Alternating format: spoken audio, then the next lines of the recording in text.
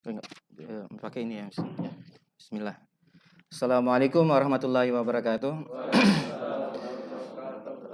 Tadi ini sebenarnya perkenalannya ada ini ya, riwayat pekerjaan Iya, iya. sama apa ini? Ada alamat saya. Aktivitas saat ini. Oke. Jadi kenapa saya bisa sampai di sini di depan bapak-bapak sekalian? Saya sebenarnya adalah teman SMA-nya Pak Zulfahmi, direktur tadi ya, ya kan? Jadi itu teman kecil saya, beliau. Nah, kemudian beliau tahu saya dari tahun 2007 saya sudah pensiun dini dari dunia kerja. Nah, riwayat pekerjaan saya itu saya nggak terlalu paling malas ketika diminta CV, tapi saya tulis kemarin saya kirim di email tapi ternyata mungkin belum nyampe. Eh, sebelum saya seperti sekarang, saya sekarang internet marketer orang-orang bilang. Terus saya pernah bekerja setelah lulus dari Australia, tadi sudah disampaikan S1 saya Bachelor of Computing. Jadi kayak di sini informatika. Nah, itu saya ke Indonesia, pulang lagi, saya sempat kerja di berbagai perusahaan, banyak saya gonta-ganti perusahaan, tapi saya selalu pingin yang punya usaha yang saya bisa lebih banyak waktu saya luang gitu, fleksibel. Saya nggak suka sebagai karyawan. Maaf bapak-bapak yang karyawan mungkin ya. Ibu saya dan bapak saya pegawai negeri. Jadi saya dibesarkan oleh orang pekerja, karyawan. Ya, cuman bagi saya sendiri, saya waktu itu mencari jalan gimana supaya saya bisa fleksibel waktu saya bisa bisnis kapan saja. Di sekolah saya walaupun saya Bachelor of Computing, saya nggak diajarin tentang internet marketing. Ya, jadi saya otodidak sambil saya kerja, saya belajar internet marketing dan dulu belum banyak internet marketer Indonesia. Jadi alhamdulillah dari 2001 sampai 2007 itu akhirnya saya punya bisnis yang lumayan. Waktu itu saya bisa berani untuk keluar dari pekerjaan saya. Jadi saya bilang itu pensiun. Masa pensiun saya 2007 saya sudah bertekad tidak bekerja lagi di perusahaan. Itu tahun 2007. Nah, kemudian berkembang hingga sekarang saya sudah cukup tua juga. Umurnya sudah 45 mau masuk 46. Jadi sudah ada beberapa usaha yang saya jalankan juga. Jadi saya sekarang juga membuka gym. Saya memang hobi fitness.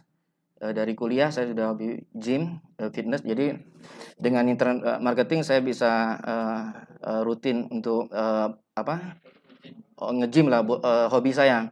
Kemudian saya punya kesempatan, alhamdulillah dari bisnis internet saya bisa punya modal untuk bikin gym sendiri. Saya namanya Akhibro. Akhibro. Jadi untuk teman-teman kajian itu gymnya syariah insya Allah. Jadi kami bikin gym dengan konsep tidak ada musik, tidak ada perempuan. Jadi khusus untuk pria. Kebetulan itu idenya dari kami itikaf. Itu banyak ustadz-ustadz waktu itu ngeliat badan saya. Mereka pingin olahraga, tapi mereka nggak mau nge-gym. Saya terus terang masih nge-gym di tempat yang konvensional dulu, karena nggak ada kan. Makanya ini saya bikin sendiri. Nah, saya bikin sendiri itu awalnya ustadz-ustadz Pak, ustadz-ustadz yang latihan di tempat kita, alhamdulillah. Nah kemudian saya belum lama lagi ini saya berpartner sama karena saya punya gym. Ada anak-anak muda yang backgroundnya adalah internet marketer juga, tapi lokal. Jadi saya sebenarnya waktu bisnis saya bangun internet marketing itu target market saya adalah Amerika, US. Saya jual banyak produk, tapi sifatnya berafiliasi dengan orang yang punya produk, vendor. Saya arahkan traffic istilahnya ya, traffic pengunjung ke website mereka. Terus saya dapat komisi, simple banget bisnisnya. Saya nggak pikirin stok, nggak pikirin barang, nggak pikirin pengiriman, mereka yang handle semua. Dan kebanyakan juga produknya digital, jadi nggak perlu ngirim-ngirim barang memang. Jadi customer beli langsung download, akses. Jadi itu sangat-sangat simple. Nah itu dari situ ada teman-teman yang lokal, teman-teman Indonesia ini sekarang kan lagi booming nih online e-commerce ya. Lazada, Shopee, Shopee itu mereka jualan produk real kayak misalnya kacamata ditaruh di toko online kan, terus di delivery kan. Nah, mereka melakukan hal yang demikian. Saya tidak melakukan itu. Sampai ketika saya berpartner ini baru saya melakukan itu.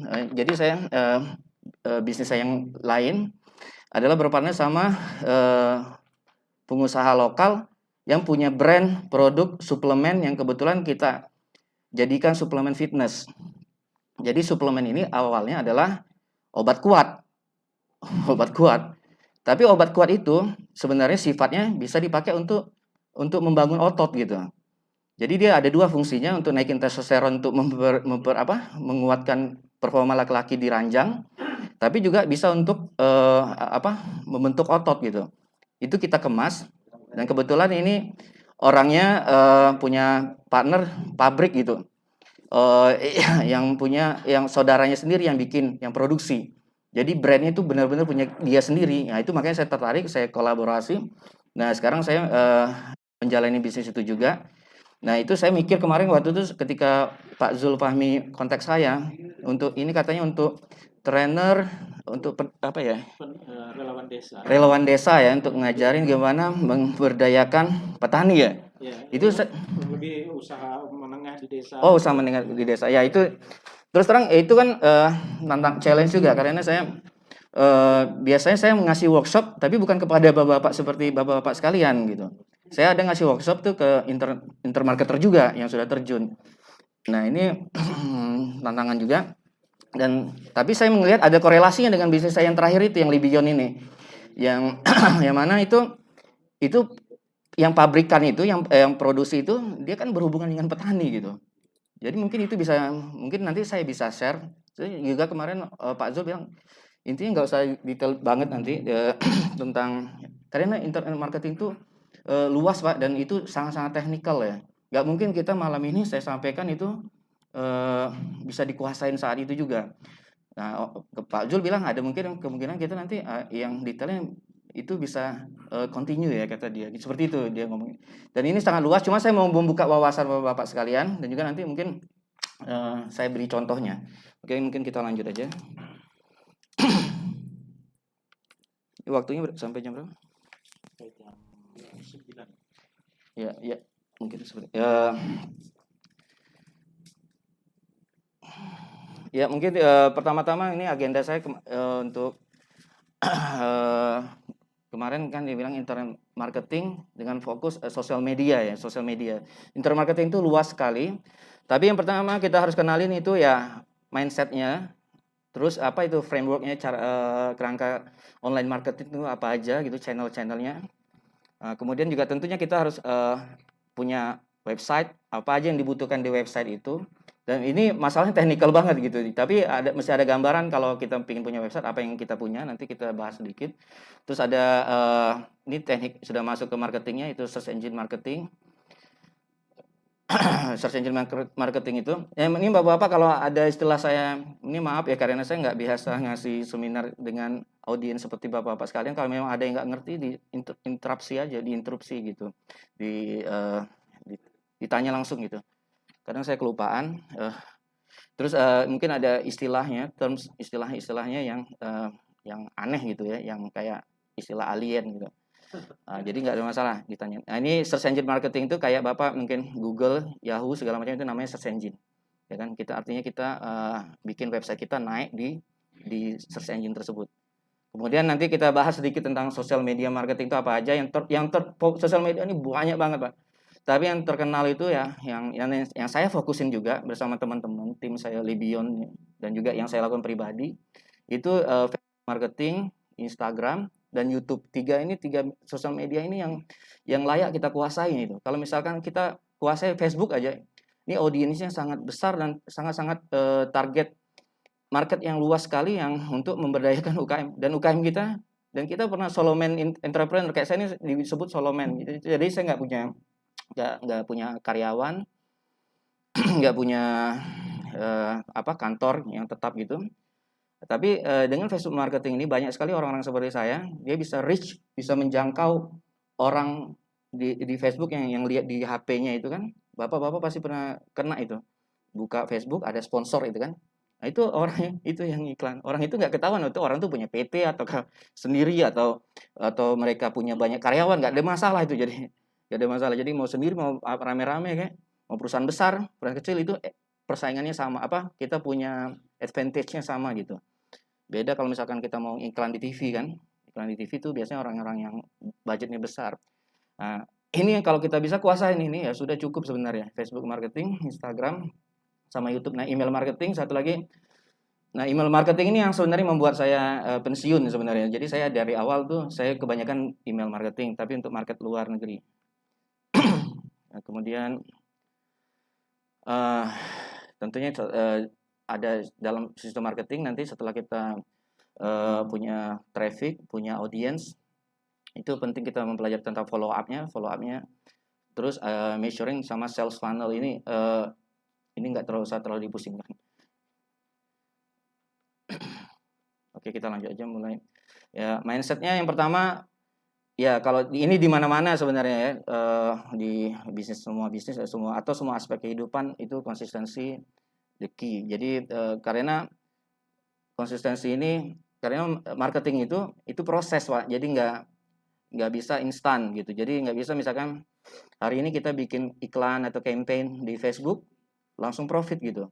Maka apa yang perlu itu adalah testing, banyak testing, kita banyak istilahnya banyak bikin iklan dan banyak istilahnya banyak menganalisa data nanti. Nah, ini yang diperlukan apa? Konsistensi. Kita harus konsisten melakukan hal itu. Jadi ketika kita memutuskan kita misalkan mau main Facebook dulu atau ini kan tergantung sumber daya masing-masing. Kalau saat ini Libion kita besarnya di Facebook, itunya penjualan kita. Nah, itu kita konsisten sekali tim kita bikin iklan, bikin konten untuk Facebook. Kemudian kita analisa feedbacknya gitu. Nanti kita perbaiki lagi. Gitu terus ya. Itu konsistensi itu terus menerus ya, tidak mudah menyerah. Ini sebenarnya mindset semuanya ya. Kemudian kenapa online marketing atau kenapa internet marketing? Sebenarnya high income skill itu maksudnya high income ini sangat mudah orang tuh menjadi jutawan atau milioner gitu di online marketing ini karena dia mass appeal. Jadi pertama-tama kita kalau kita punya produk nih, kalau misalkan bapak-bapak bisa berpartner dengan petani atau sama UKM di daerah itu, yang bisa produknya bisa dikemas, ya kan, yang bisa di delivery dengan gampangnya, bisa yang membelinya retail, jadi individu, bukan B2B ya, bisa B2B itu kan business to business ya. Tapi kalau saya bilang kalau untuk online marketing ini leverage-nya itu kita jual di individu gitu. Jadi karena kita bisa menjangkau banyak orang dengan HP begitu cepat di HP itu sekaligus gitu pada waktu bersamaan gitu kan, tergantung budget kita nanti berapa. Jadi pada saat itu langsung kita bisa dapat sales gitu. Nanti itu ada prosesnya juga. Nah, ini maka dibilang ini high income skill. Jadi kalau kita menguasai ini untuk bikin uang itu gampang gitu. Banyak teman-teman saya di Bandung ini juga banyak internet marketer. Ada tuh dia pernah dengan Facebook Ads satu bulan itu dia bisa katanya sama dengan gaji Van Persie gitu. Waktu Van Persie masih aktif di MU. Ya gitu, itu berarti gede banget, dia punya banyak hal gitu. Nah itu kita bisa gampang sekali kalau kita bisa menguasain online marketing ya, atau satu channel atau beberapa channel lah kita bisa kuasain, itu cepat sekali kita buat uangnya. Terus disruption ini artinya ada terjadi perubahan. Kenapa kita online marketing? Sekarang ini terjadi perubahan tren. Orang dulu baca newspaper kan, koran ya, baca koran. Sekarang orang jarang baca koran kan? Dia baca blog, baca beritanya lewat mana? Lewat di HP-nya, di website segala macam gitu. Terus juga orang komunikasinya sekarang kebanyakan pakai apa? Pakai SMS juga. Pakai email, sorry. Pakai email. Semua pasti punya email. Orang mau bikin akun Facebook harus punya email. Ya, sekarang orang banyak komunikasi di email. Email pun mudah diakses di HP gitu. Terus nanti ini disruption artinya perubahan. Terjadi perubahan mau nggak mau sekarang ini memang arahnya berubah ke online semua. Terutama ini dengan pandemi seperti sekarang kan. Itu toko online tuh yang terutama yang jual vitamin, suplemen ini peluang loh kalau misalnya Bapak bisa create dengan di petani yang produknya misalkan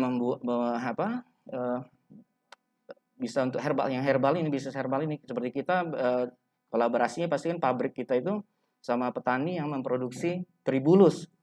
sama Purwoceng gitu, sama satu lagi cabai Jawa.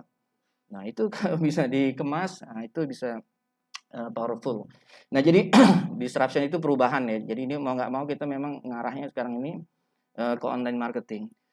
Kemudian sekarang ini jadi attracting itu dengan online marketing itu sekarang ini modelnya adalah kita taruh iklan, nanti customer yang nyari, customer yang kontak kita.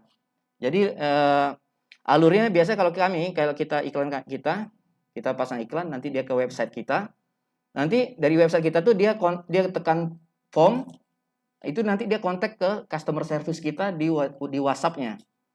Nah, tapi itu kan orang yang sudah melakukan itu orang yang mau order. Nanti customer service kita yang dari WhatsApp itu yang memfollow up, maka terjadilah transaksi. Dan bukan orang kita yang datang door to door, ya kan? Bukan kita yang datang door. Jadi attracting tuh kita pasang iklan, pasang website kita naik di itu, atau orang di Google tuh yang nyari tuh, misalkan suplemen fitness pria misalkan, nanti nongol gitu. Atau seperti saya sendiri untuk gym saya banyakkan pakai SEO, banyakkan pakai search engine memang. Saya nggak pakai iklan di Facebook, tapi saya hire waktu itu, bukan hire, saya kerjasama sama satu member saya untuk membuat ranking website saya untuk keyword tertentu, keyword yang dicari itu naik jadi nomor 1 gitu, atau di top page lah, nggak mesti nomor 1, nomor 2. Jadi langsung nongol gitu begitu keywordnya diketik. Habis itu nanti dia kontak saya gitu, karena saya masih pakai nomor WA saya. Jadi saya nanti tunggu aja, jadi saya lagi nyantai, orang nanya, gymnya berapa membershipnya gitu. Nah, itu namanya kita attracting. Ya, bukan saya chasing, aduh Pak, ini selebar-selebaran saya kasih ke satu-satu, ayo nge-gym di tempat saya gitu misalkan. Enggak. Jadi dengan online marketing itu kita lebih ke attracting. Nah, karena kita bukan chasing, kita attracting, leverage kita banyak. Leverage itu gimana? Leverage itu kita artinya kita daya ungkit kita, kemampuan kita untuk menyebar, kemampuan kita untuk menarik customer itu jauh lebih besar. Karena effort kita kalau kita mau datangin orang, chasing itu butuh effort yang besar kan. Ya kan, misalnya orang kayak dari dulu customer yang door to door itu, kita butuh banyak salesman gitu. Kalau ini nggak perlu. Salesman-nya adalah iklan kita. Iklan yang nanti nongol di HP bapak-bapak gitu. Nah, itu. Atau bapak orang yang mencari searching di Google atau di Yahoo, nah, nanti ada website kita di depan. Nah, itu yang dimaksudkan dengan kita attracting. Nah, ini tadi penjelasan disruption tadi. Jadi dulu orang direct mail dikirim pakai pos, ya kan? Penawarannya dikirim pakai pos. Sekarang penawaran apapun bisnis pakai email aja cukup. Terus orang banyak networking dengan face to face. Sekarang Facebook itu networkingnya sekarang Facebook. Networking sama owner dari pabrik A di Facebook. Gitu, bisa langsung bikin deal. Saya sendiri sekarang saya banyak networking sama orang Singapura yang punya traffic yang saya mau gitu. Saya ada satu bisnis saya membangun list di salah satu niche tapi di luar negeri target saya, dan kebetulan orang Singapura itu saya dealnya lewat Facebook aja. Saya pakai Messenger saja. Saya minta dia berapa yang saya bersedia bayar untuk dia kirim email ke listnya dia, ke email listnya dia, ke database dia, untuk mempromosikan website saya gitu. Nah, kemudian dulu TV, kebanyakan orang nonton TV, sekarang banyak orang nonton YouTube. Maka sekarang yang terkenal siapa? YouTuber kan. Yang lucunya TV sekarang ngambil kontennya dari mana? Dari YouTube. Nah, itu jadi sekarang peralihan ini. Dan YouTube sekarang, bapak-bapak bisa ngiklan seperti ngiklan di TV. Ya kan? Lagi nonton YouTube, nongol itu ads. Dan itu jauh lebih murah daripada bapak misalkan ke Net TV atau ke Trans TV mau naruh iklan gitu. Itu jauh lebih murah.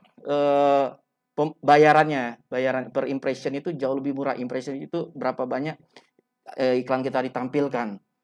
Maka ini sangat-sangat menarik sekali gitu.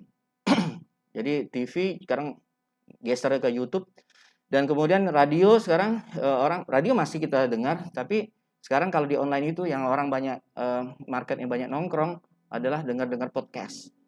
Biasanya coach bisnis segala macam itu bikin podcast ya. Teman saya ada podcast subscribernya itu ribuan, itu lumayan juga audiensnya. Nah, ini kalau sekarang kemarin juga dulu orang newspaper, ya kan, koran, sekarang mereka baca blogs ya, baca kayak apa ya di website berita itu sekarang kecenderungan seperti ini artinya perubahan. Yang ini yang kenapa kita mesti terjun ke online marketing atau internet marketing. Oke, ini nah ini agak detail sebenarnya, tapi ya sekilas saja. Kenapa kita pertama-tama ketika kita ingin terjun ke internet marketing atau ketika kita ingin menaklukkan atau menemukan audiens kita atau buyer pasar kita di internet, maka kita perlu melakukan ini. Jadi tapi tentunya bapak-bapak harus sudah mikir ini sudah ada produknya gitu. Jadi produk dulu ada exist, baru kita analisa ini produk ini untuk siapa segala macam gitu. Nah itu perlu ada research ya. Kita mesti meriset market kita kira-kira besarnya di mana, terus bisa dijangkaunya di mana. Nah ini kita mesti pikirkan. Tapi ini sebenarnya nggak terlalu ini pakai logika akal sehat saja sebenarnya kalau saya ya. Nggak perlu kita risetnya terlalu kayak bikin rumit gitu. Misalkan ketika saya diajak berpartner untuk Libion itu, saya sudah tahu ini Libion ini cocoknya untuk orang-orang yang fitness, nge-gym, dan mereka dan di Facebook atau YouTube itu sebenarnya audiensnya banyak di situ yang kita bisa targeting istilahnya keywordnya atau interestnya. Kalau di istilahnya adalah interest. Jadi kalau di Facebook itu ketika kita ngiklan itu kita bisa tulis misalkan fitness, artinya orang yang sudah suka nge-like atau komen-komen tentang fitness gitu. Nah itu yang kita lakukan. Jadi ini pakai, dan itu kita cuma pakai common sense saja, ya pakai logika sambil kita bikin kayak kita bayangkan ini orangnya kira-kira apa aja yang dia suka gitu. Apa aja misalkan dia kalau dia suka fitness pasti dia suka gym. Gym yang terkenal di Indonesia apa? Gold Gym misalkan. Nah, itu Gold Gym Indonesia kita targetin. Jadi orang-orang yang audience yang suka sama yang nge-like di Gold Gym itu kita tarik nongol jadi iklan. Jadi iklannya nggak sembarangan Pak, nggak ngacak. Itu kelebihannya. Kalau kita misalkan di Facebook itu, jadi nggak semua orang laki-laki. Kita memang bisa targetin gender ya, laki-laki atau perempuan. Terus kita targetin umur gitu. Nah, kami juga tahu kan kalau yang pemakai Libion yang kita target itu adalah orang yang sebenarnya yang umurnya di atas 35 karena anak muda testosteronnya masih tinggi. Nah, jadi cuman pakai ini aja yang kenali produknya dan kenali ini untuk siapa yang sangat membutuhkan produknya. Itu aja sebenarnya. Ini nggak usah terlalu ini sebenarnya teori marketing ini. Nah, cuma prakteknya kita bikin simple, kenali produknya dan kemudian ini solusinya untuk siapa yang paling. Jadi kita tahu nih, kenali orang yang mau pakai itu, yang penggunanya. Nah, di situ kita bisa gali nanti. Nah, kemudian ini kan ya ini sebenarnya market fitting ya, know what the customer want. Jadi tahu apa yang customer tuh inginkan, yang butuhkan banget gitu. Nah, kemudian ini kalau yang setelah kita research, terus kita tahu audience kita, terus kita baru arahkan mikirin trafficnya. Traffic itu pengunjung gitu. Jadi istilah pengunjungnya. Nah, di sini sebenarnya ada tiga ya dalam pemahaman kita yang internet marketer.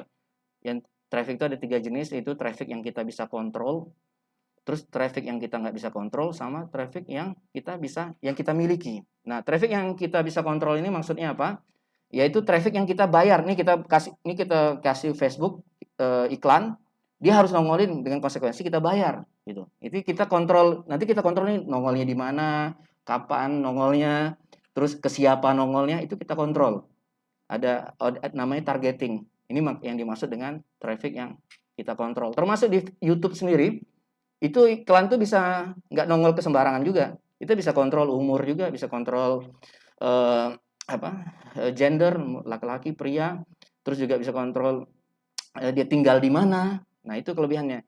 Kalau di Facebook misalkan kita punya barang misalkan bisa dikirim cuman di sekitar Jawa. Udah kita bisa target Jawa aja. Atau malah kecamatan.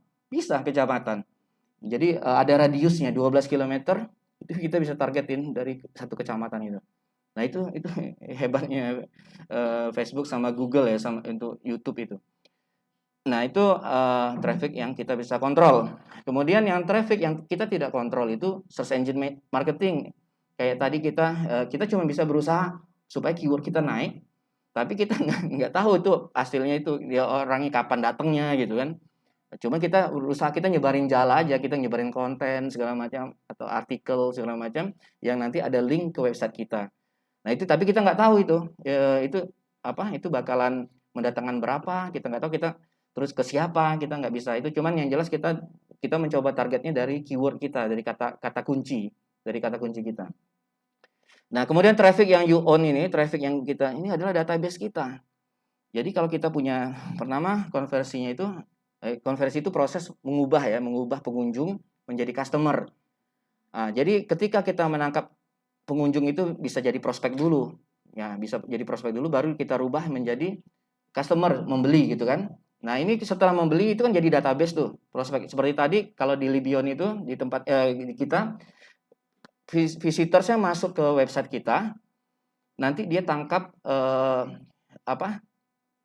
kita di website kita tuh nanti kita tangkap nomor HP-nya dia.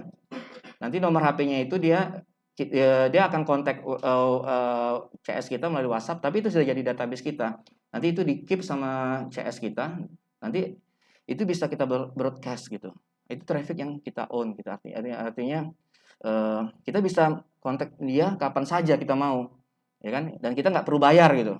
Nah, jadi itu yang dimaksudkan traffic yang kita miliki. Kalau misalkan di saya kebanyakan juga bangun email list. Nah, itu saya nangkap email. Website saya itu tujuannya satu, cuma nangkap email aja. Nah, nanti setelah itu saya follow up dengan tool saya, dengan software, saya broadcast gitu. Nah, saya sempat punya 250.000 subscriber email. Nah, itu ketika saya misalkan saya butuh uang, saya cari produk, misalkan saya tinggal cari produk, terus saya bikin email, saya broadcast ke 250.000 subscriber itu. Nanti sekian persen jadi pengunjung, sekian persen jadi pembeli gitu. Jadi instan gitu, itu cepat sekali. Itu dengan email marketing tuh powerful banget. Sekarang kalau di Indonesia, kalau untuk lokal, kebanyakan mereka teman-teman pakai WhatsApp, yang untuk menangkapnya jadi dengan HP gitu, WhatsApp, nomor WhatsApp. Kemudian setelah itu tentu setelah kita menguasai traffic itu tadi, kita lanjut ke customer relation. Jadi kan nangkap traffic menjadi customer. Di sini ada proses konversi ya dari online prospect ke customer gitu. Ada orang yang langsung berusaha dari websitenya itu langsung pingin orang jadi pembeli. Tapi kalau kita kadang prosesnya itu pakai order form, itu maksudnya dia yang penting kita nangkap dia ada interest dulu, ada keinginan terhadap produk kita. Tapi nanti yang dia belum tentu langsung membeli, nanti tergantung follow up kita. Nah, ini yang kita customer relationship-nya di situ dibangun. Dan kemudian ketika sudah jadi customer, nah kami pingin ada repeat order. Jadi kayak produk kita tuh Libion, itu satu botol itu habis mestinya 10 hari. Itu nanti customer service kita itu harus kontak lagi untuk mengingatkan customer yang sudah beli. Customer yang sudah beli ini kita harapkan kita follow up supaya dia beli lagi gitu. Dan alhamdulillah sudah mulai banyak yang beli. Kami baru launching 3 bulan sebenarnya bisnis ini. Alhamdulillah bulan kedua ini masuk bulan ketiga ini banyak repeat order karena sudah banyak yang habis, dan itu artinya produknya juga bagus. Jadi kalau kita tuh harus yakin produk yang kita jual tuh bagus. Kalau produk kita cuman asal-asalan, kita cuman jual produk KW, produk palsu, terus nanti customer komplain cuma kita mau one time customer aja, itu sebaiknya jangan. Kalau menurut saya jangan jualan yang seperti itulah. Kita bangun bisnis long term. Dan dengan internet marketing ini lebih powerful. Customer relation ini real money kalau kita bilang di internet marketing. Itu yang kita lebih mudah untuk konversi dia jadi uang, jadi istilahnya jadi sales. Nah, ini yang mesti di maintain customer relationship ini, customer relation.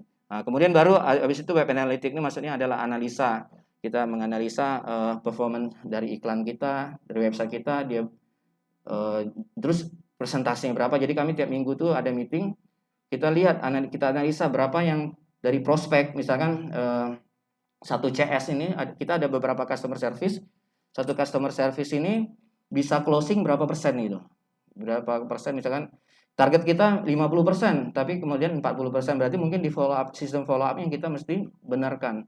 Kemudian kita pingin leads-nya itu website kita tuh menangkap sekitar 25% gitu. Kalau misalkan tidak tercapai, nah itu mesti kita perbaiki website kita. Nah ini yang kita analisa. Nah, ini sangat-sangat detail ya. Gak usah terlalu dipusingin dulu, tapi mudah-mudahan dapat dapat idenya lah. Ini sudah risetnya itu ya seperti kalau mau lebih detail lagi tuh risetnya dari awal tuh kita ada riset kompetitor. Jadi misalnya Libion itu kita lihat ini musuhnya siapa aja. Herba Mojo juga sering nongol tuh, punyanya Wardah itu adalah kompetitor kita.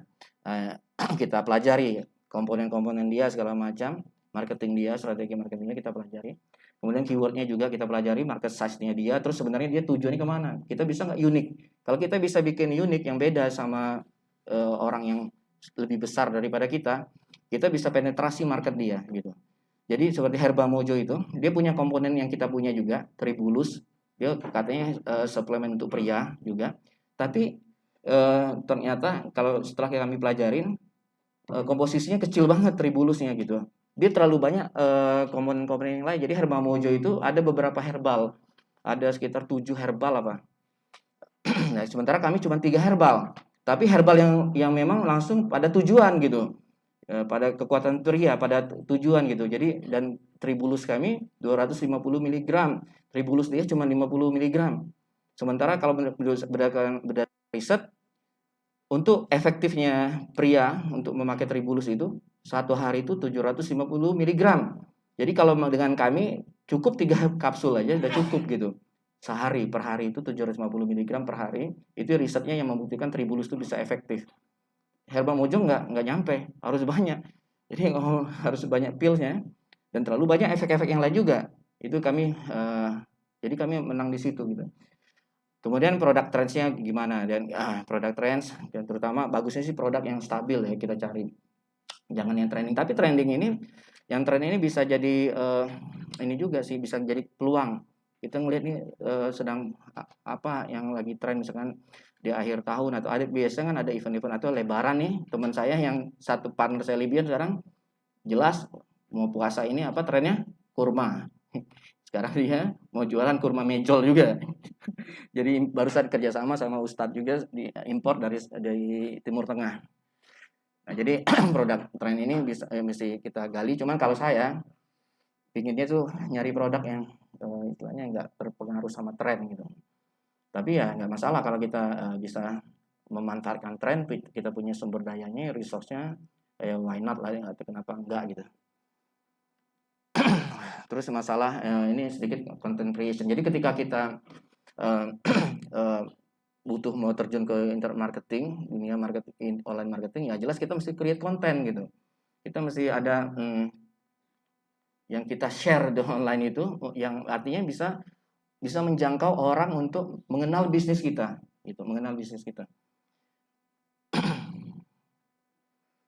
Nah ini seperti apa business value kita, apa unik produk kita kan, unique capabilities-nya kayak kami di Libion itu kuncinya seperti yang saya sudah jelaskan tadi. Terus kita membangun brand kita, reputasi brand kita. Nah ini bisnis menyangkut business value. Ini konten kita tuh harus mencerminkan itu. Jangan konten kita tuh juga jangan kita buat asal yang bikin brand kita turun gitu maksudnya. Nah, terus untuk marketingnya tuh kita apa nih yang kita bisa tawarkan, value-nya, apa kelebihan kita, USP, unique selling kita tuh apa sebenarnya produk kita. Jadi mesti dicari kalau kami istilahnya angle ya, sudut. Jadi apa yang kita mesti bisa tekankan gitu untuk menjadi solusi bagi customer itu. Seperti Libion itu aslinya adalah produk kuat. Tapi ketika teman partner saya yang punya brand itu dia merasa tidak enak karena yang beli obat kuat dia itu Libion itu awalnya adalah orang-orang yang mau have fun, bersenang-senang di hotel. Sementara dia sudah belajar, dia sudah ngaji juga, sudah banyak belajar syariah gitu, dia merasa berdosa walaupun sebenarnya itu bukan dia kan nggak bisa ngatur tuh kan sebenarnya mau dibeli untuk tujuannya apa gitu. Makanya akhirnya kita rubah angle-nya. Ini sebenarnya produk yang sama untuk angle obat kuat, tapi kita rubah angle-nya sekarang jadi obat suplemen fitness. Dan kami dapetin suplemen fitness itu orang itu lebih suka spend money, lebih suka belanja, dan juga lebih loyal. Kalau yang untuk obat kuat itu dia cuma untuk orang waktu dia mau bermaksiat aja dia beli gitu. Kebanyakan. Walaupun sebenarnya bisa jadi kalau misalnya bagi pria-pria yang bermasalah bisa rutin kan. Tapi kebanyakan juga malu beli, yang bermasalah tuh malu beli.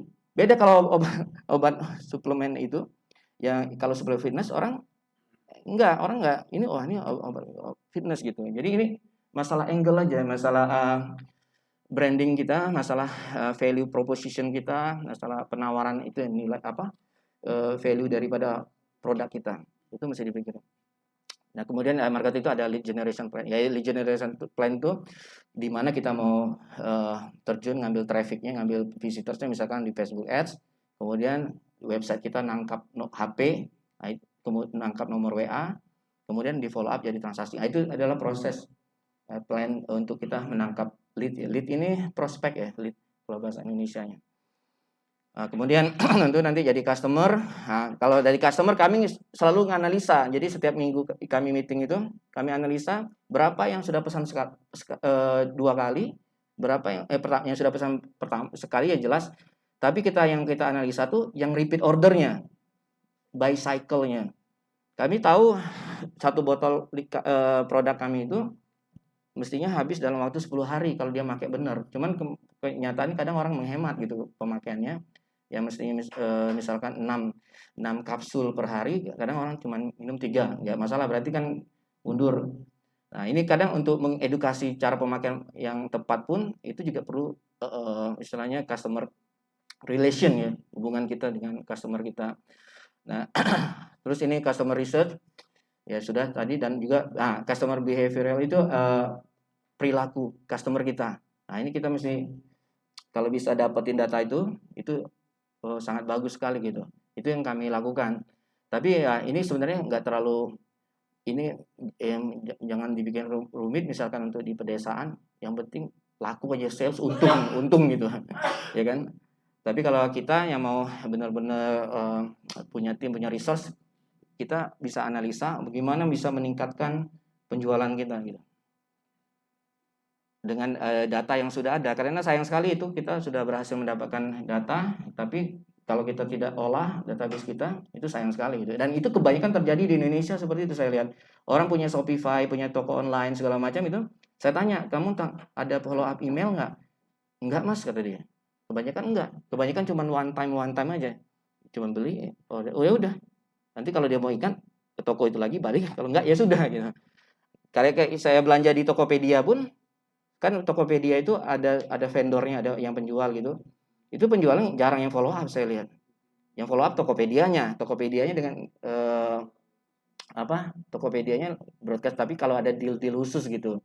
Nah, itu yang terjadi. Padahal itu sebenarnya customer itu yang sudah kita dapat itu adalah tambang emas kalau saya bilang. Itu sedikit saja kita kontak itu bisa menghasilkan. Daripada kita mendatangkan yang baru visitors misalkan dari Facebook segala macam, itu mereka belum kenal kita, baru ngelihat website kita, itu usahanya lebih besar gitu. Nggak segampang kalau misalkan kita di customer kita. Oh iya boleh. Ya ini juga nggak amal ya. Nah, ini terlalu teknis ya. Yang website itu ya, sampai sini ada pertanyaan nggak? Mungkin ya silakan. Ya.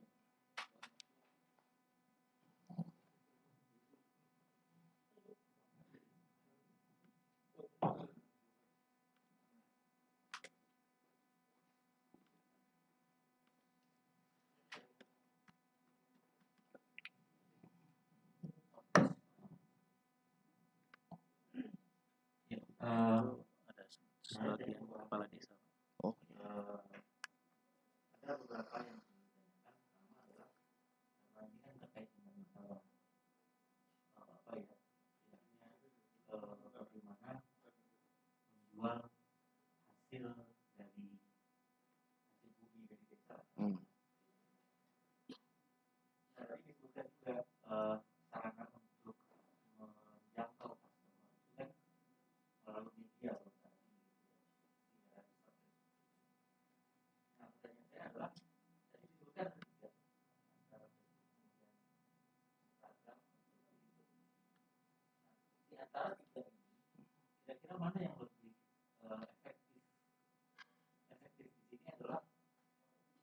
dari sisi reach-nya, kalau reach mungkin akan berbanding lurus dengan biaya ads yang kita keluarkan, tapi lebih kepada konversi kepada closing.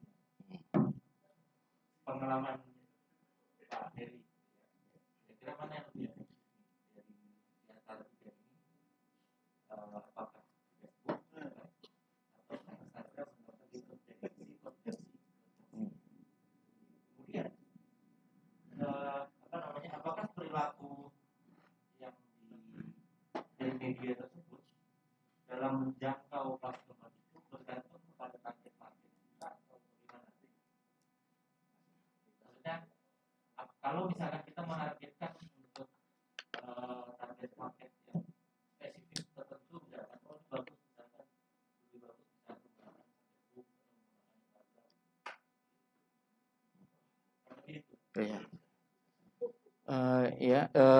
Yang pertama kalau berdasarkan pengalaman saya itu sebenarnya Facebook sama Instagram itu satu, Pak. Ya kan. Jadi kalau kami ngiklan itu kami hajar dua-duanya sekaligus. Tapi sebenarnya dia bisa dipilih tuh nanti. Mau satu aja bisa atau cuman sekarang ini dua-duanya sama efektif kalau menurut saya. Facebook Newsfeed biayanya lebih besar daripada Instagram. Instagram kenapa dia lebih murah? Karena dia spesifik mobile apps. Kalau Facebook dia bisa di laptop. Instagram kan kebanyakan orang itu kan mobile apps benar. Nah, tapi kebanyakan sekarang pun orang di Facebook pun 60% itu adalah mobile.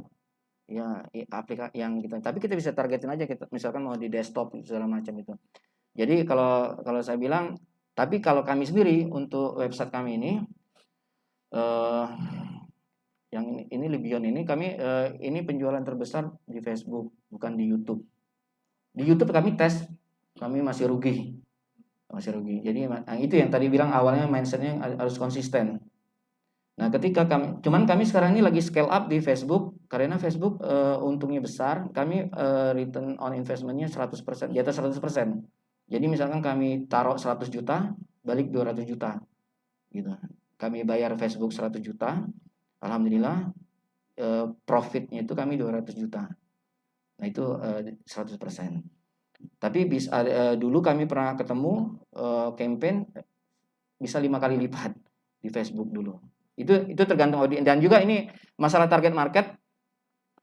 Target market sekarang ini tadi saya lupa jadi nanti mungkin nyampe juga slide ini. Ini ada demografiknya. Jadi ada demografik. Jadi setiap kayak di Facebook itu. Tapi sekarang sudah pergeseran. Dulu Facebook itu adalah sekarang ini banyak kan orang-orang 40 tahun ke atas gitu. Dulu terus ke Instagram kebanyakan yang audiens yang younger audience itu, audiens yang lebih muda. Jadi kalau untuk produk-produk sekarang tapi udah bergeser kayak di Snapchat kan kita bisa ngiklan juga tuh atau TikTok sekarang yang lagi booming. TikTok sekarang kebanyakan ke yang mudaan. Instagram sekarang malah naik lagi sudah banyak juga ke yang seperti Facebook yang awal gitu. Jadi sudah ke 40 tahun ke atas. Makanya ya banyak kan orang kayak saya sama teman-teman saya masih suka pakai Facebook sama Instagram. Tapi saya belum terjun main ke TikTok saya. Gitu. Tapi kita pribadi. Jadi kita coba aja lihat umur kita analisa dengan teman-teman segala macam itu banyakan di mana mereka. Ya kan? Banyakan di Facebook. Sama satu lagi di WhatsApp ya. Kalau Indonesia nih WhatsApp lebih mendominasi daripada Telegram misalkan.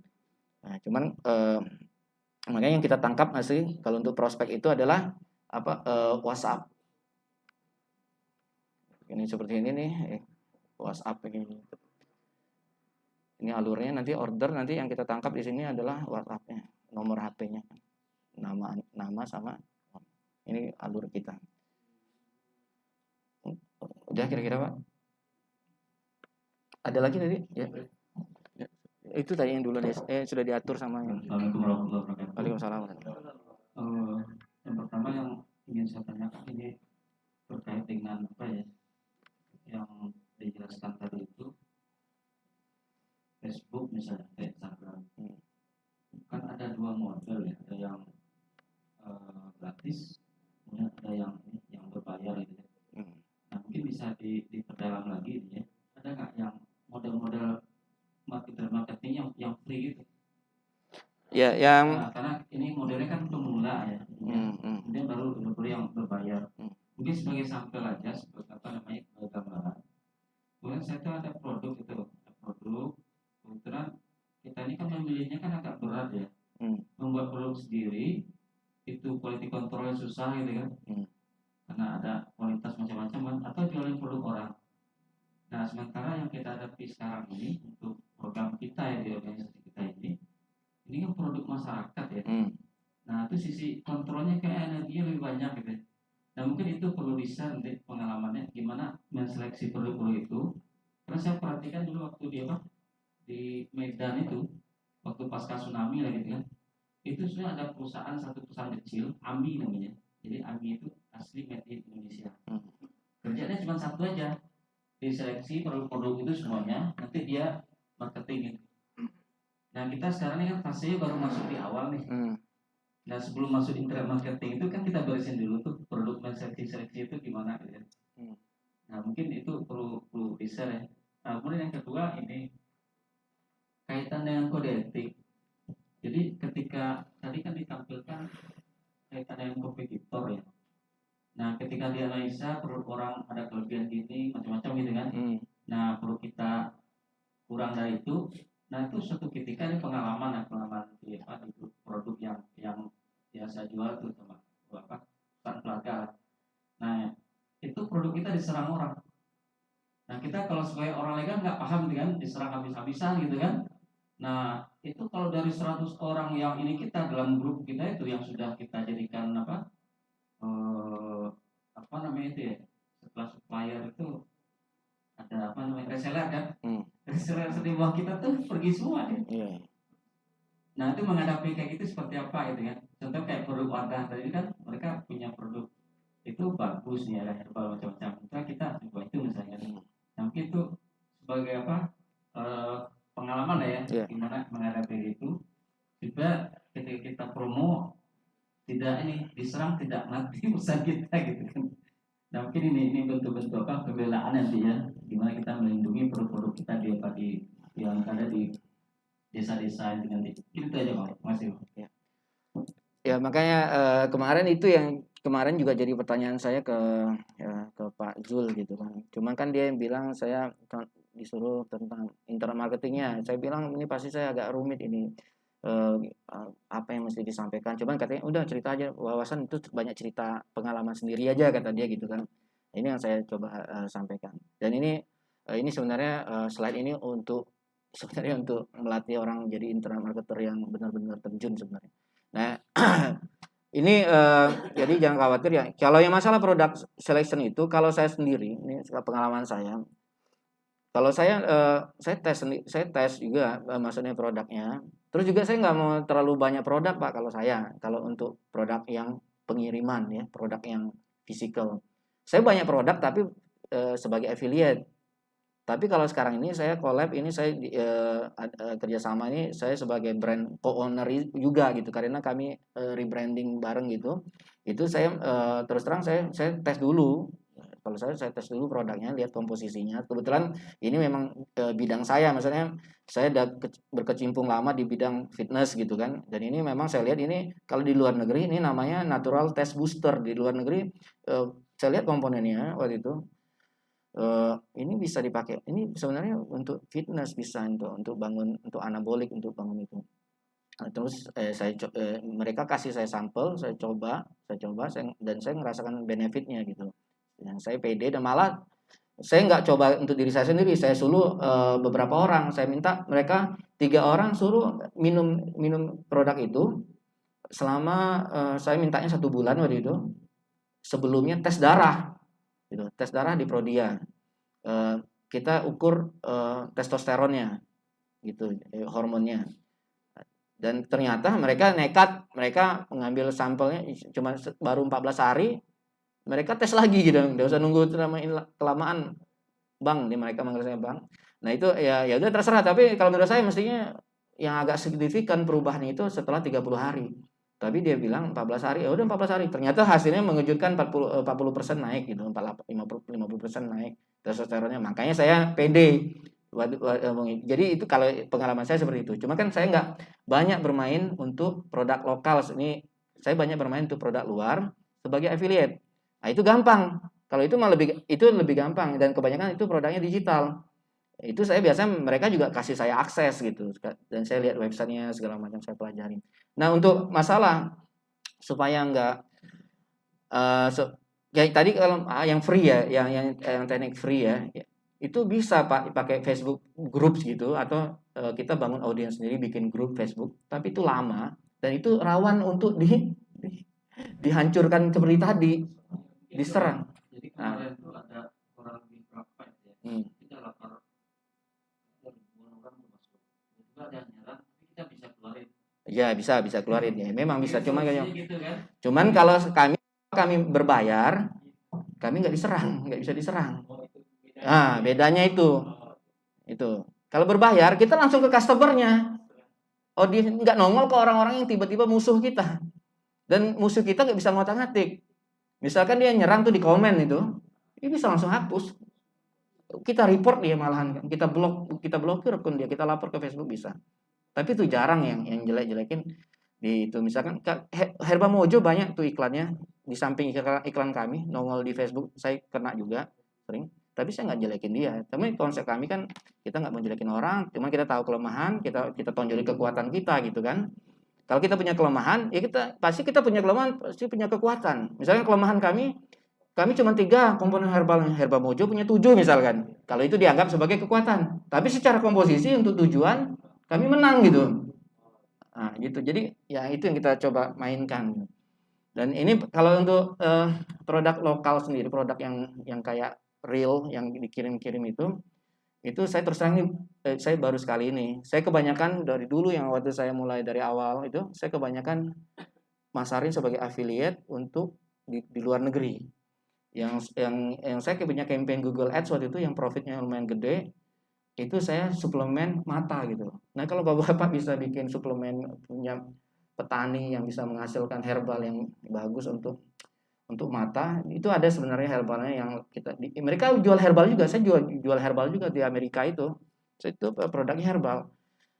Nah, itu bisa juga. Satu lagi mungkin yang fat loss untuk menghancurkan fat gitu kayak green tea itu kan herbal juga. Sebenarnya pertanian ini potensinya besar. Tinggal mampu nggak mengemasnya gitu.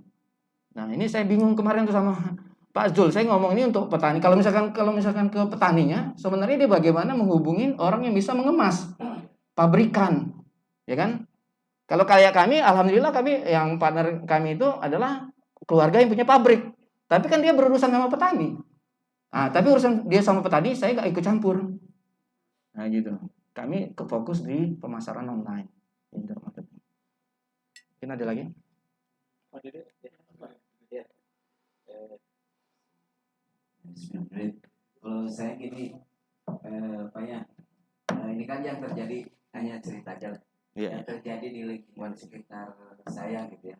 Saya lihat ada orang yang dia itu baru jualan mie ayam. Jualan? Dia jual mie ayam. Oh, mie ayam, oke. Nah, ibu PKK jualan mie ayam. Dia jualan lewat Facebook, lewat WA. Terus ada juga orang yang ada tetangga saya jualan berbagai macam produk tapi punya orang. Yang saya tanyakan, apakah baiknya kalau di bisnis online ini kita ini punya produk atau kita menjadi kayak semacam broker lah kayak gitu ya. Kalau lah seperti itu. Ya, itu jawabannya gampang, itu tergantung masing-masing kira-kira mau duit gede atau duit besar, duit kecil gitu kan.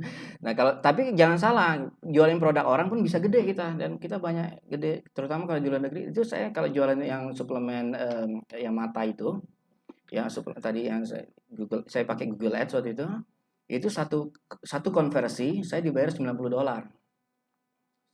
Satu penjualan mereka membayar saya $90 gitu. Itu besar sebagai affiliate, bukan produk saya, ya kan? Cuma saya nggak bisa kontrol produknya. Dan orang yang kayak saya ini yang mau promosin dia itu banyak. Artinya apa? Kalau mau gede banget tuh memang harus punya produk sendiri. Tapi untuk kecukupan, kalau kita jago jualannya dengan produk orang cukup.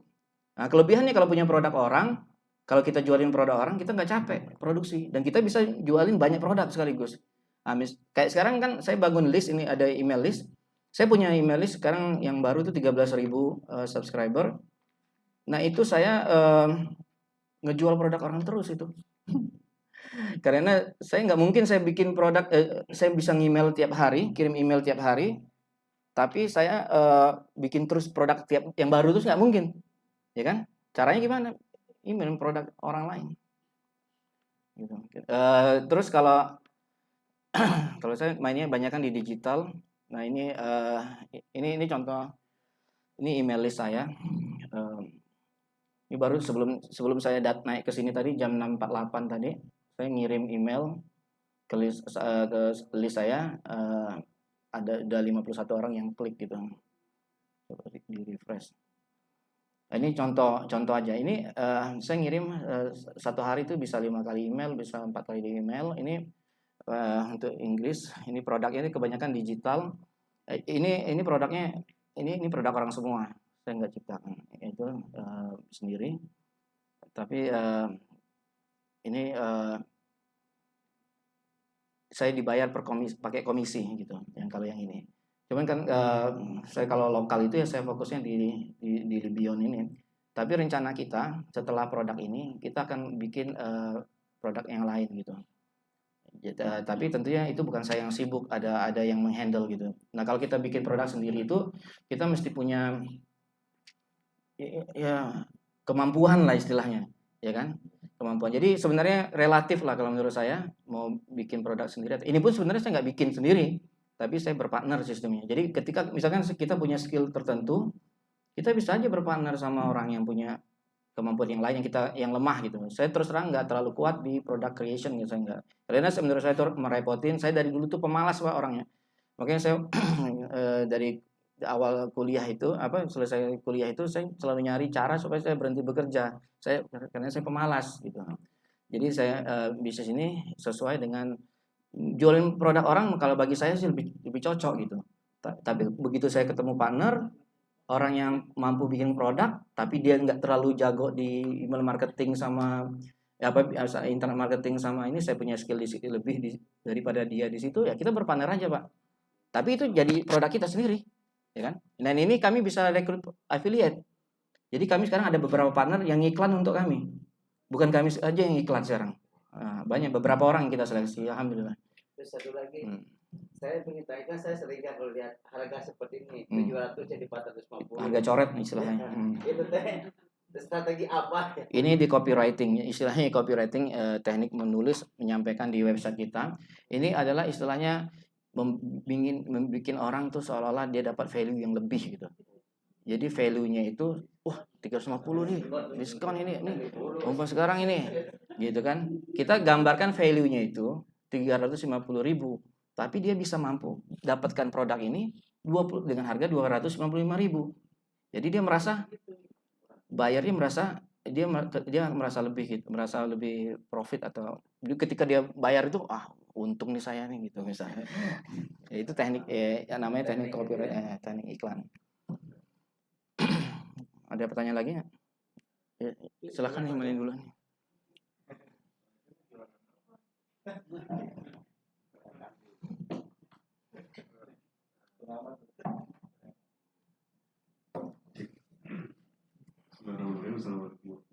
Waalaikumsalam warahmatullahi wabarakatuh. Kalau dari sini, kalau dari saya, desa ini kan mungkin bukan hanya produk-produk pertanian, Betul.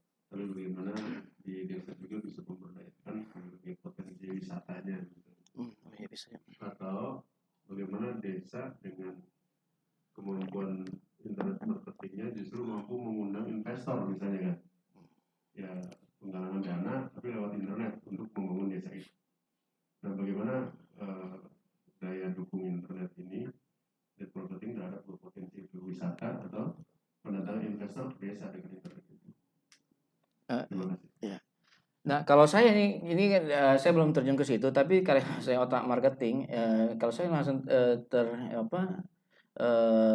terkoneknya tuh, kalau saya jadi orang desa itu atau ya orang yang mengkontrol campaign desa itu, saya akan bikin video YouTube gitu tentang keindahan di itu, karena wisata di YouTube gede itu viewsnya, video-video wisata itu gede viewsnya. Itu menurut saya tuh kalau saya bikin video di YouTube itu saya ngiklanin di YouTube itu akan cepat sekali. Terus di deskripsinya dibikin kan di YouTube tuh ada deskripsi itu nanti ya. Nah, itu kita bisa kasih contact person bagi yang mau jadi investor gitu. Gitu, attract. Itu kalau saya. Dan tapi kalau di Facebook, kalau khusus untuk mencari investor itu bisa, sebenarnya Facebook bisa, nanti ada bisa targeting, misalkan mau nyari orang apa, pekerjaannya apa gitu. Di Facebook ada Pak itu detail targetingnya itu orang yang misalkan dia profesinya apa. Gitu. Jadi kita mesti tahu yang jadi investor ini biasanya perusahaan apa gitu, misalkan venture capital atau perusahaan itu kita bisa target. Tapi nggak bisa banyak itu. Kalau karena itu kan itu B2B ya itu. Jadi kita ngarapin perusahaan bukan individu kan. Nah, kalau individu susah kita mencarinya itu. Kecuali ya itu pakai Facebook itu pakai YouTube itu jadi sekaligus attract wisatawan, sekaligus kasih kesempatan siapa tahu ada antara yang orang mau tertarik itu ada investornya juga. Dia baca di deskripsi nanti tuh. Oh, saya kalau jadi investor bisa ngubungin nomor sekian sekian sekian gitu, WA atau email gitu. Nah, yang tertarik untuk wisatawan, wah ya udah langsung datang aja gitu. Kalau saya langsung koneknya di situ, tapi saya nggak pengalaman Pak ya. Maksudnya saya belum menjalani itu untuk campaign yang khusus merekrut seperti itu. Tapi kalau saya jadi mungkin kemungkinan besar itu yang akan saya lakukan gitu. Ada lagi? Kan kebanyakan kalau desa UMKM ya, misalnya mikro, kecil, pasti namanya juga di Facebook, Instagram, YouTube, bicara tentang anggaran. Nah, untuk bisa menghasilkan customer, berapa minimal anggaran yang harus disediakan untuk bisa mendapatkan pembeli yang skala bisnisnya masuk. Nah, menarik sekali itu kalau di Facebook atau di YouTube itu kalau kami testing campaign Libion ini kemarin startnya adalah 200.000 doang Pak sehari. 200.000. Cuma berapa banyak? Apa? Wah itu ada tim kita itu saya nggak hafal persis itu. Tapi yang jelas 200.000 kita profit.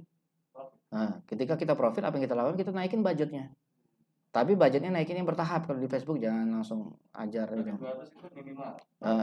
Sebenarnya 100.000 bisa. Cuman kami prefernya biar agak banyak jangkauannya. Kalau 200.000 untuk Indonesia jangkauannya banyak Pak. Itu ribuan itu. Kalau 200, makanya sebenarnya kalau untuk target kita lokal Indonesia nih, itu biayanya sangat murah untuk pakai YouTube atau pakai Facebook ini sangat murah. Sementara saya dulu mainnya di luar itu saya bayar lumayan mahal. Dan juga rawan kena ban. Kalau Facebook ini lebih suka kita marketingnya lokal sebenarnya. Terus juga dengan produk-produk ada, tapi juga harus ingat Pak, ini kenapa kami bikin sales letternya seperti ini. Sebenarnya ini adalah testosteron booster gitu. Tapi kita lihat angle-nya adalah anabolik.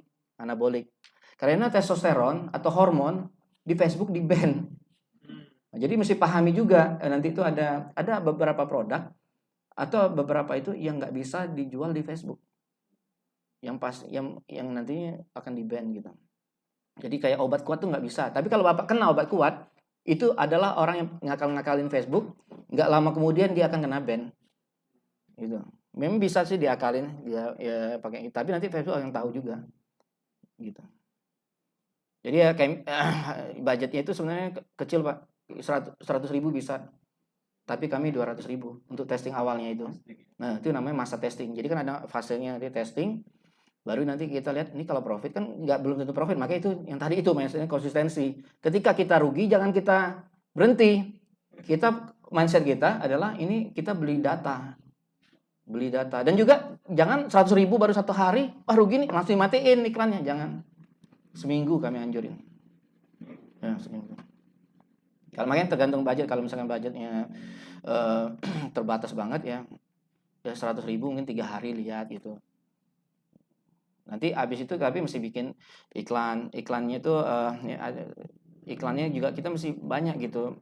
Jangan cuma satu doang gitu. Mesti ada beberapa. Nih contoh iklan kita salah satunya. Dari 100 berapa iklan gitu? Ya ini contoh iklan kita yang awal ini awal testing, sekarang udah berubah lagi. Ini copywriting, kenapa ya badan terasa susah berkembang. Kalau misalkan kita bilang nih naikkan hormon testosteron Anda, kena. Nah, angle kita adalah orang yang merasa yang sudah latihan tapi dia nggak jadi badannya. Dan itu 95% di gym kayak gitu, Pak. Itu jadi kita lihat nih marketnya besar sekali. Marketnya besar sekali. Nah, itu yang kita ini.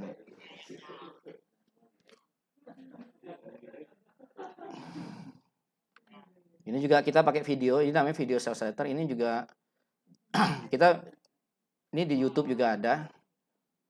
Videonya kurang lebih seperti ini. Enggak, nanti saya nongol. Bukan. Ini kepintaran editor kita. Jadi kita punya satu orang itu saya. Saya ngomong gitu, cuman nggak ada suara ya. Ini jadi saya presentasi. Nah, tapi kan ini pakai teks juga, terus juga pakai itu. Ini sebenarnya green screen gitu. Nah, ini angle-nya. Ini gym saya nih. Boleh kalau dekat Gerahara, ini gym saya. Jadi dipakai untuk ini aja, untuk kredibilitas building. Jadi seperti itu. Ya, ini contohnya, terus kita tambahkan dengan kata ini untuk mempertegas kan. Dikit, terus juga testimoni penting sekali dalam copywriting, dalam mesti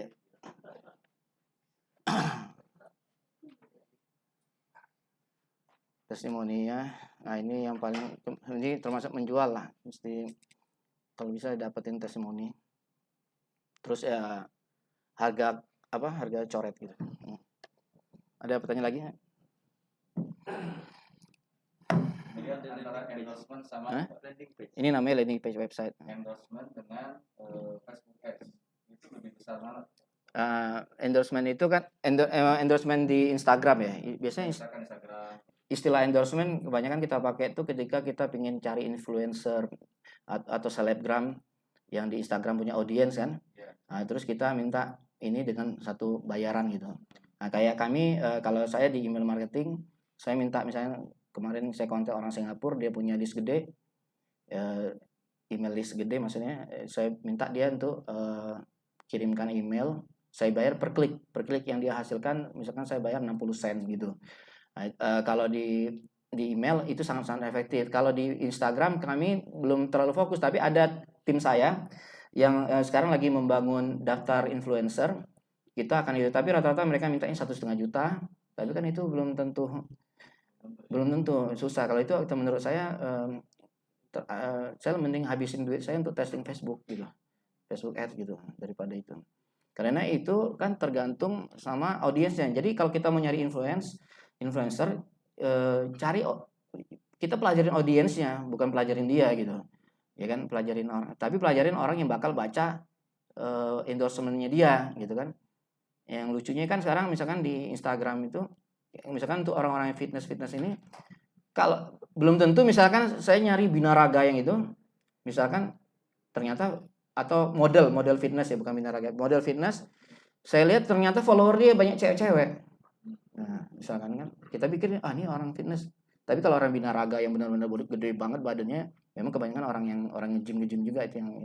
Tapi dan juga kebalikannya, ternyata yang banyak bukan cowok-cowok misalkan yang butuh ini, misalkan cewek-cewek yang seksi gitu, yang di influencer yang di situ ternyata followernya apa? Cowok-cowok.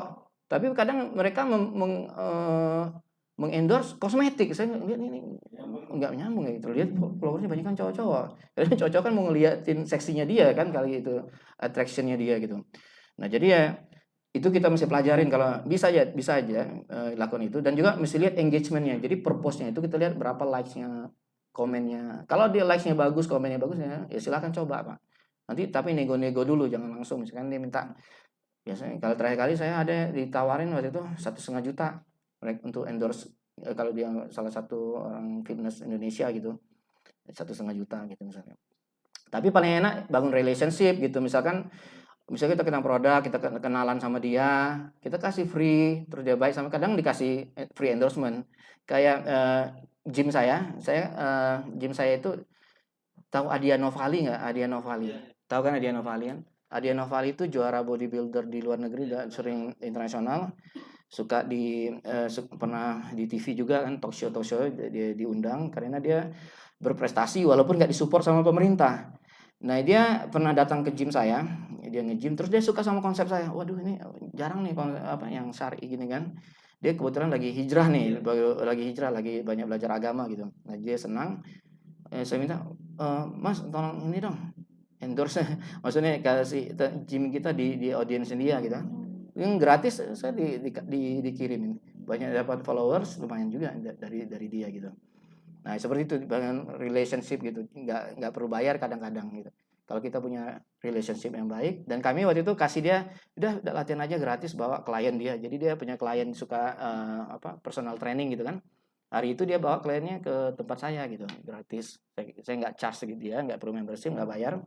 Udah tapi kan dia merasa berutang budi mungkin kan. Habis itu baru saya minta endorse, bukan kebalikan. Saya nggak minta endorse dulu baru kasih itu, enggak. Justru saya kasih dia dulu baru nanti saya minta itu dia dengan senang hati. Nah, seperti itu mungkin.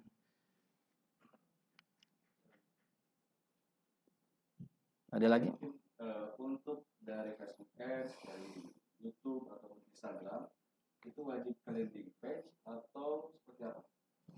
Enggak, sebenarnya enggak wajib ke landing page. Kalau di Facebook tuh bisa langsung ke nomor HP. Di Google juga bisa langsung nomor HP, ada pilihannya, kita iklan call ada, atau bisa ke telepon langsung. Tapi kami kenapa pakai landing page? Karena kami ingin pre-sale. Istilahnya landing page kita ini tujuannya apa? Adalah membuat mindset orang untuk membeli gitu.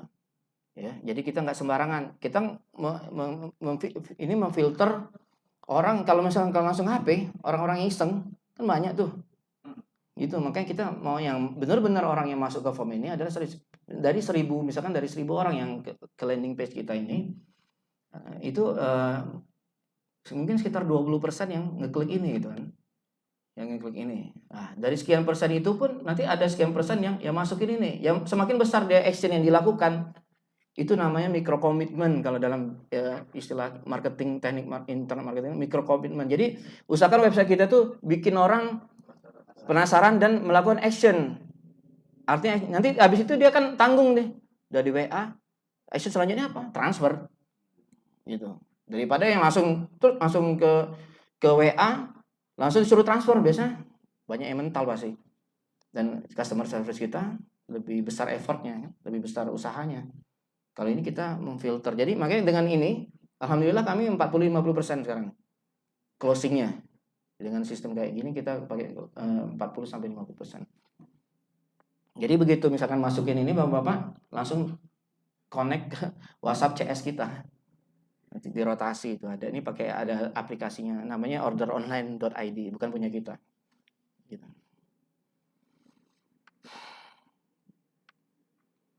Tapi nggak harus yang misalkan makanya sesuai dengan tujuan lah. Misalkan mau cuman brand awareness kayak wisata tadi itu kan, wisata supaya orang tahu tentang desa kita. Di YouTube itu kalau menurut saya cukup, cuman kan misalkan mau kontak itu pakai kontak di description di YouTube itu cukup kalau menurut saya gitu.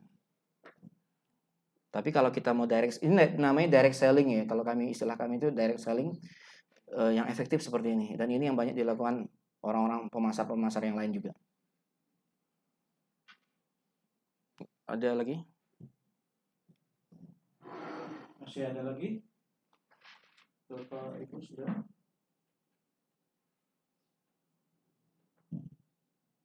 Mau dilanjutin apa gimana? Ya, mulai bikin web dulu.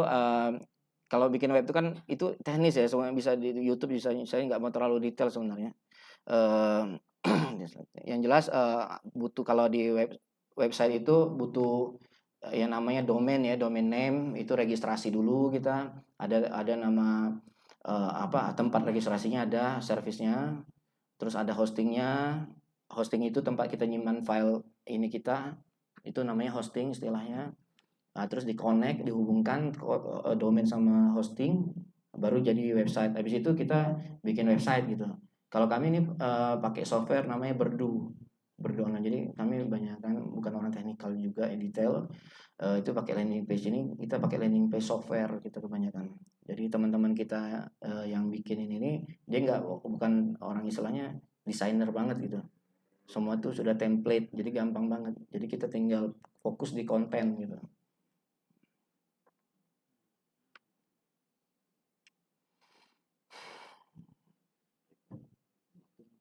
Udah ya. Ya jadi ya mungkin kira-kira itu yang saya bisa sampaikan saat ini, dan memang mudah-mudahan bisa menginspirasi lah minimal, karena kalau detail jelas saya pikir bukan tempatnya di sini sekarang. Kayak misalkan detail cara pasang iklannya, cara ininya, tapi mudah-mudahan ini mendapatkan gambaran potensi internet marketing. Dan seperti Pak Jul bilang, mungkin kemungkinan akan ada follow up, mungkin entah siapa, entah mungkin saya atau siapa lagi nanti yang ngisi lagi, itu bisa mungkin per item, misalkan khusus untuk Facebook, khusus untuk Instagram, itu bisa ngabisin waktu sendiri sebenarnya, bisa 2 jam sendiri ya, langsung praktek. Bisa, itu namanya workshop. Kita lebih senang kalau itu workshop, kami sering adakan itu. Kalau untuk teknis itu kita sebut workshop. Kalau ini kita maunya perkenalan aja, dan mudah-mudahan bisa ya menginspirasi bapak-bapak sekalian. Baik, Bapak Ibu sekalian, Pak Heri, terima kasih atas paparannya, sharingnya. Mudah-mudahan ini bisa jadi inspirasi awareness bagi kita semua tentang marketing online. Untuk akhir sesi ini, mari kita berikan aplaus kepada Pak Heri. Selanjutnya kita menginjak sesi berikutnya. Pak Apun mau mengantarkan lagi? Oke. Ya. harus maju.